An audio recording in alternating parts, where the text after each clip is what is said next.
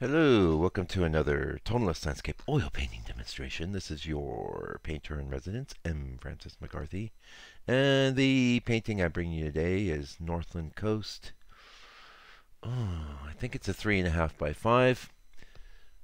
It could be a 4 by 6, but I think it's a 3.5 by 5. You tell I got my act together today. Hey. Um, Interestingly, so it's a mini, right? Um, Interestingly, it's not our usual hardboard tone.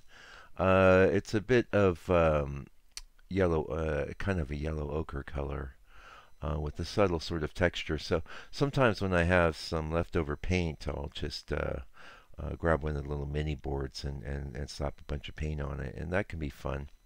Now this is a scene I intend to paint larger, but this is one of these days where I didn't have a lot of time to paint. I thought, yeah, maybe I'll just crack out a mini on this scene. And I was real happy with the way it turned out. And what's great about the minis is they don't take a lot of time, and you can you could use it as a little like sort of tester for a scene you want to paint. Kind of in the commercial art business, we would call that a thumbnail, or a sketch.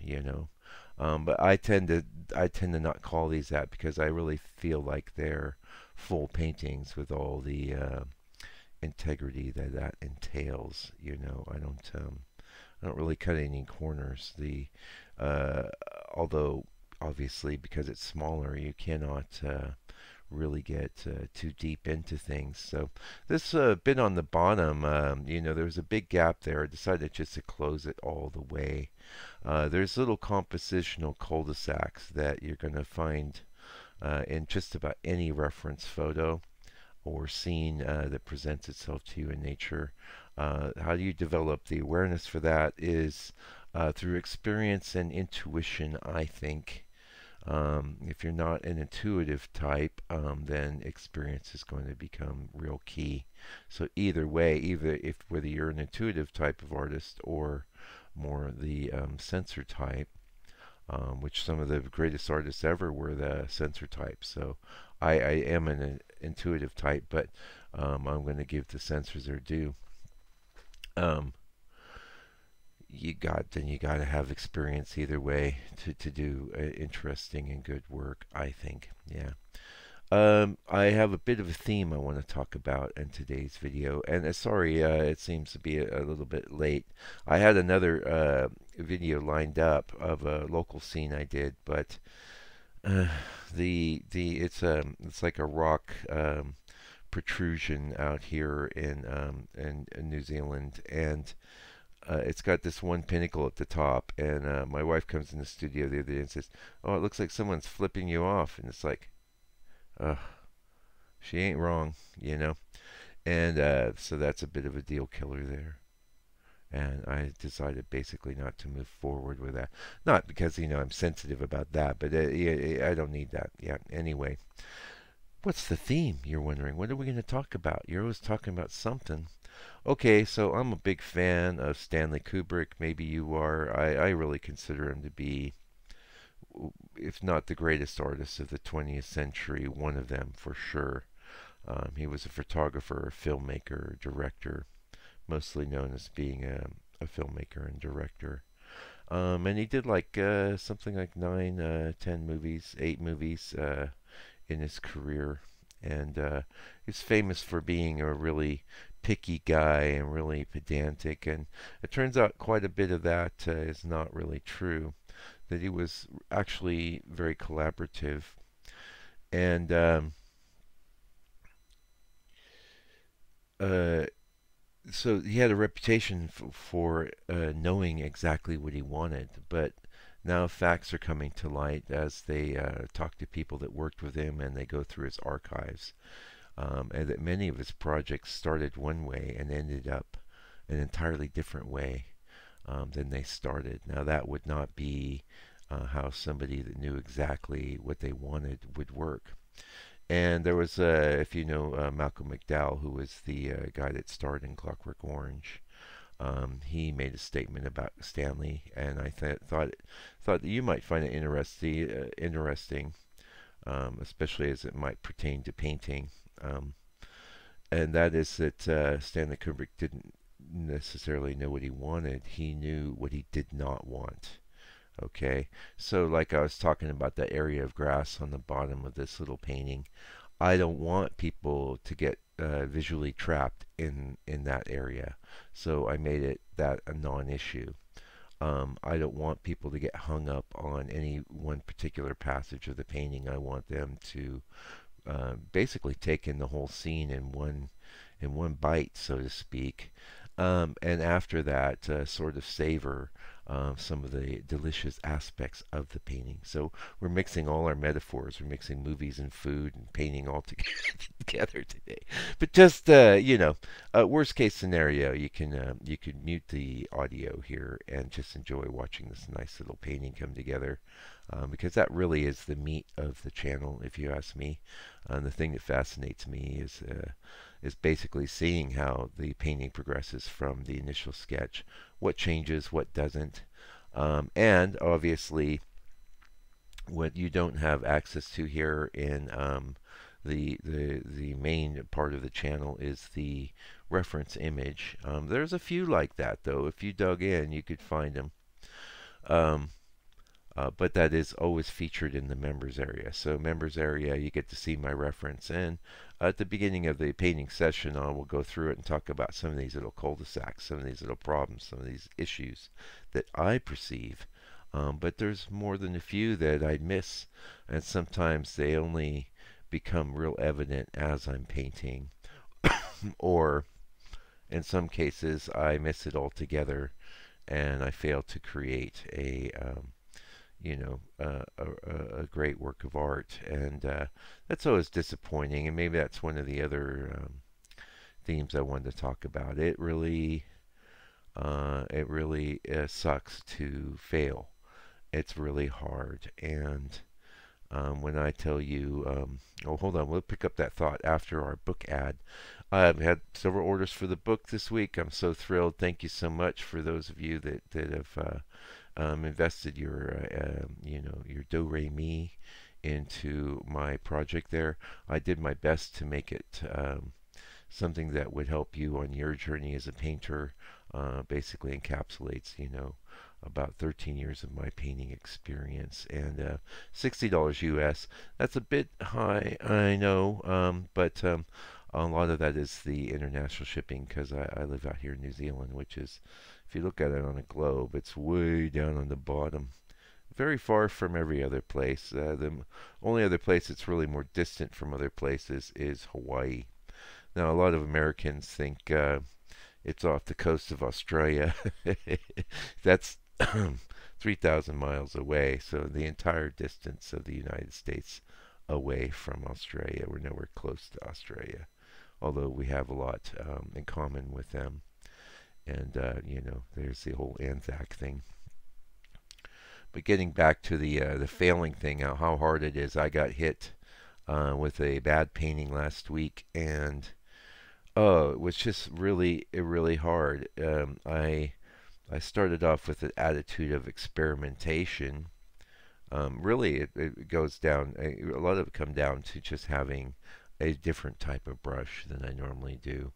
I had inadvertently ordered a synthetic brush, instead of my usual hog's hair. And one of the things that carries me through my journey as a painter is the belief that I can overcome obstacles and I can get the job done, regardless of the brush, regardless of the type of paint, regardless of the painting surface, regardless of so many things. And, that's not always true, but an attitude like that will get you a lot further than an attitude like, oh, I don't have my favorite thing, I guess I can't work today, right?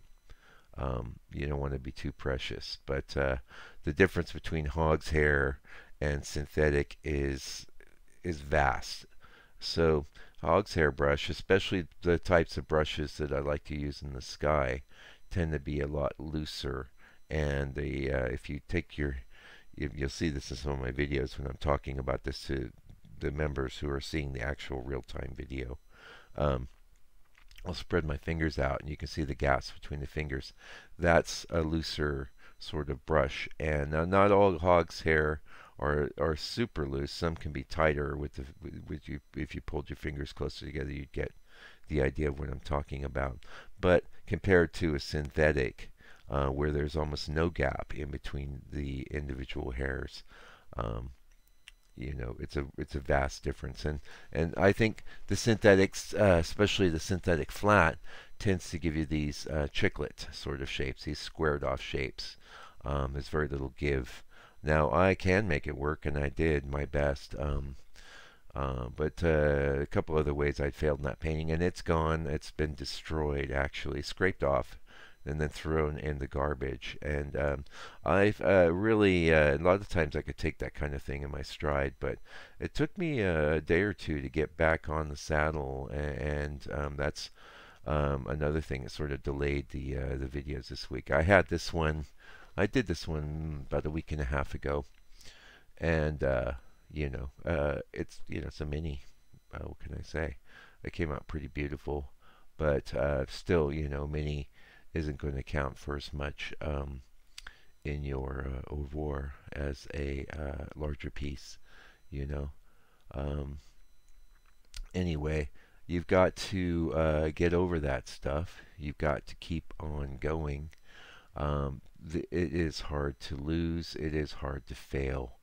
But persevere. And my advice is, like, if you did do a painting that really sucked, and you know what's great, first of all, is if you could see that it was bad. That's already evolution of yourself as a painter. The ability to perceive problems in your own work is something you should always be developing and working on. You don't want to get into a situation where you're just telling yourself that everything you do is great, because it isn't. There's obviously some things will be good, other things will be less so, and then some things will be absolutely atrocious and bad, and that is a hard and bitter pill to swallow. And I think for that reason, it can be quite discouraging for people, especially if they're into developing their work. Now, some people function more, like a hobbyist, but even a hobbyist, I'm sorry, I think, if you're not going for excellence and trying to get better, you're not really working at it. How rewarding is it going to be, right?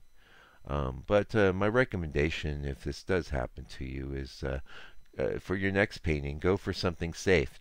It's not the time to pull out that super big board.